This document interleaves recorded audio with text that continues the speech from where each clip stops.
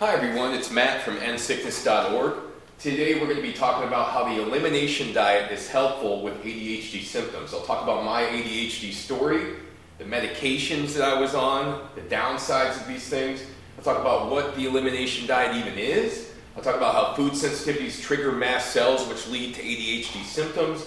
I'll talk about how histamine dominance is typical with people who have ADHD and how neurological inflammation is tied to ADHD symptoms. Now let's talk about the steps to get started with the elimination diet if you're someone that has ADHD or someone you know is suffering. And then I'll talk about how food rotation is absolutely essential, how you don't want to eat the same thing every day. And I'll talk about how you add foods back in after you do the elimination diet, initial protocol there. And then lastly, I'll talk about addressing the root cause of your symptoms and how that's actually a better strategy than going to the medication and the pros and cons of both. And then lastly, I'll summarize the key points. So let's start off here. My ADHD story. I was diagnosed with ADHD when I was 10. I was put on Ritalin. Sure, it helped me to focus in class, but it caused a lot of long-term damage. Led me to be addicted to stimulants, led me to have a lot of problems in the future with substance abuse that probably stemmed from the use of these things when I was so young. Also really burned me out, just made me feel isolated, not myself, changed my personality, etc. So, I was diagnosed at 10.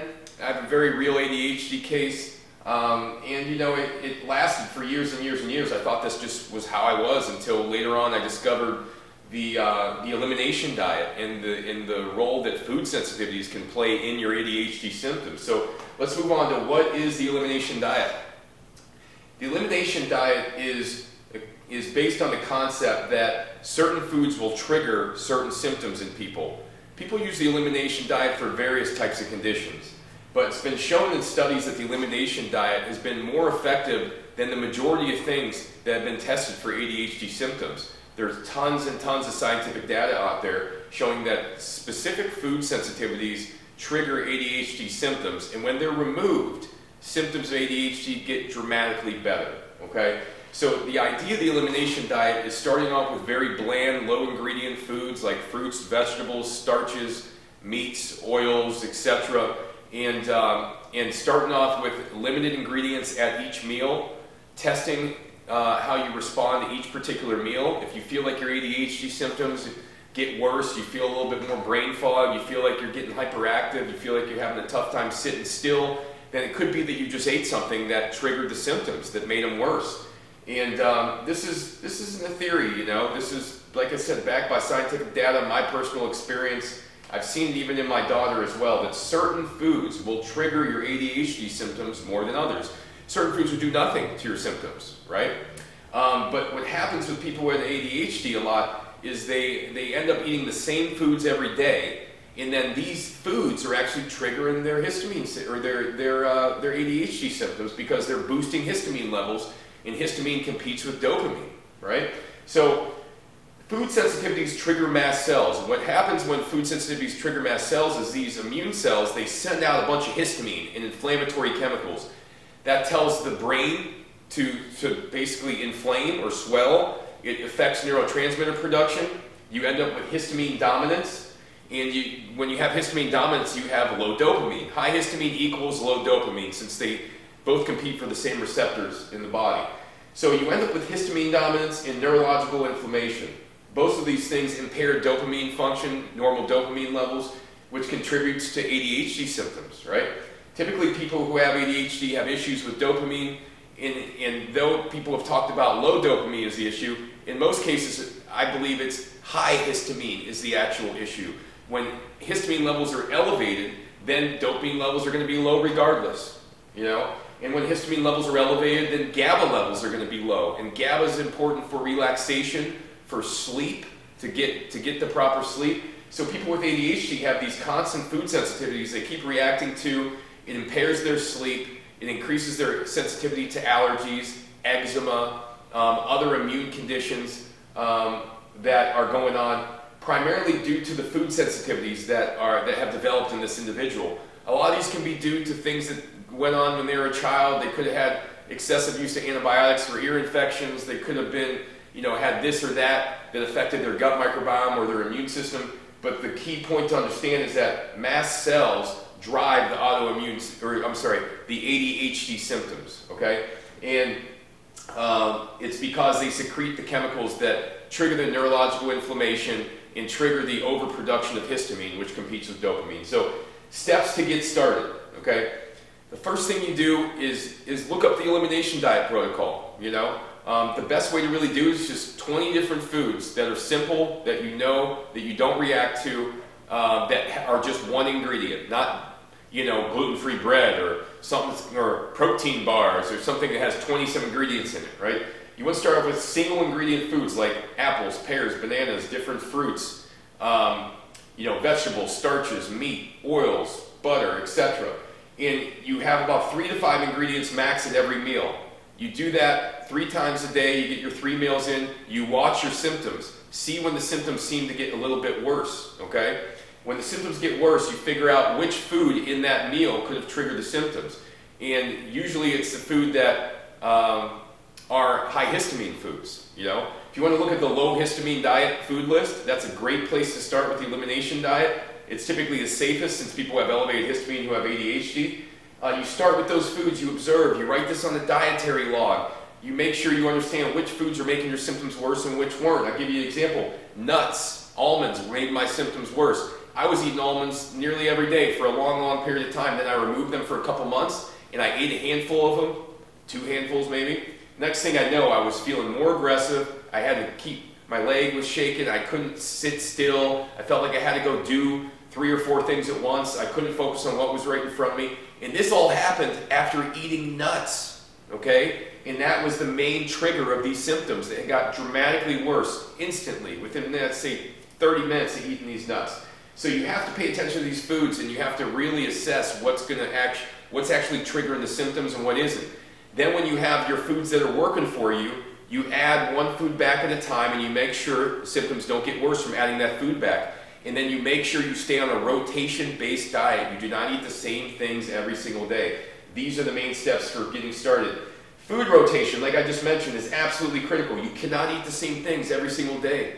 People who have ADHD have a higher probability of developing even more food sensitivities. And the best way to develop food sensitivities is to eat food every single day. You increase the probability dramatically when it comes to food sensitivities if you're not rotating your food. So the ideal rotation is once every 2 to 3 days you eat something, like have an apple on Monday, Thursday, and Saturday or so. Not apples every single morning, 7 days a week, or bread every single day, 7 days a week, right? Or even meat every single day, multiple times a day, 7 days a week. You have to rotate the foods, and you have to observe what's happening when you have these meals.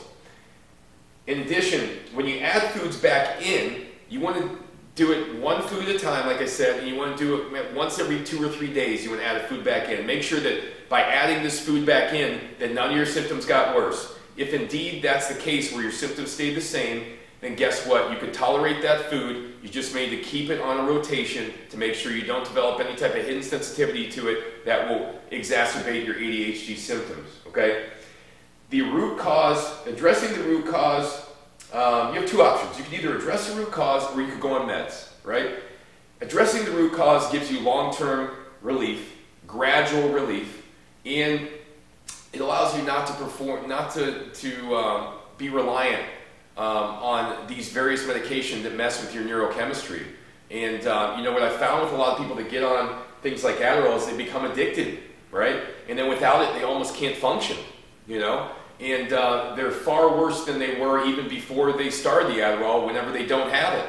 So they form this dependency, this addiction, and that can carry with you long term. It can change the way your whole brain works. It can change your personality, So really, you want to address the root cause. The root causes typically are you have an imbalance in your gut microbiome, or you have an overactive immune response or mast cell response.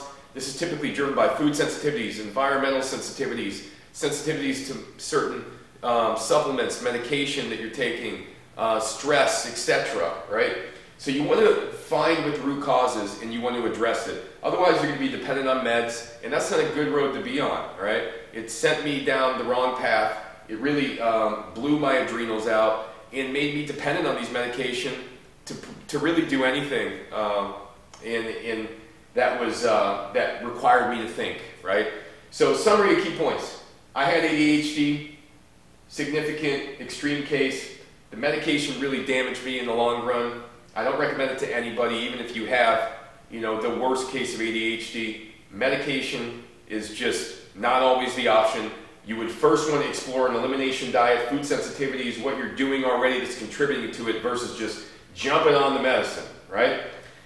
The elimination diet is the idea of removing foods which you're sensitive to, which are contributing to your symptoms. They've shown this diet to be helpful for various conditions, all right? Everything from ADHD to frequent urination, literally an autoimmune disease. The list goes on, right? Food sensitivities trigger mast cells. Mast cells secrete inflammatory chemicals which cause ADHD symptoms. You end up with histamine dominance and neurological inflammation, which are the main causes of ADHD symptoms. When you have histamine dominance, you have low dopamine. Steps to get started I went over. It's just simple as just starting the elimination diet with 20 different foods, noting it in a dietary log, being very observant, making sure you're not biased towards certain foods because you like the way they taste. You must also rotate your foods, and when you add foods back in, you don't want to add 3 foods back in one day. You want to do a food every couple days, and you want to make sure before you add anything back into your diet, you're reacting perfectly with it, that it has not increased any symptoms whatsoever that you're experiencing. Your options are really, you can either address the root cause, or you can take medication, right? And if you don't want to remove these foods, you're so addicted to certain foods, then take the medication, right? But if you don't want to do long-term damage with medication, then you might want to look at what you're eating, what you're putting in your body, what type of environment you're in, if you're exposed to various things that you're inhaling that could be contributing to it, right? So hopefully this video was helpful. I struggled with ADHD for a really long time. I thought that without Adderall, without these medications, I couldn't really do anything that was intellectual. It really prohibited me in my life in a lot of ways and suffocated me because, it led me to be much more of an introverted personality being on these medications, changed my way of thinking, made me more OCD, obsessive compulsive. Medication is not the way to go, trust me, in my experience. I can't advise you what to do with medication, that's not my place, but I can tell you that I saw a lot more progress from the elimination diet than I did from medication. Medication gave you instant relief, but long-term problems, and even more ADHD symptoms when you didn't have the medication. So hopefully this video has been helpful. If you have questions on ADHD, how to be able to reduce your ADHD symptoms naturally, then get in touch with me via my website, endsickness.org. You can also reach out via the comments on my YouTube page. And please note, this is not meant to be medical advice in any way, shape, or form. This is for educational purposes only. This is based on my experience I've had with my clients, the scientific studies I've read, etc. So thanks for watching, everybody, and hope to see you again soon.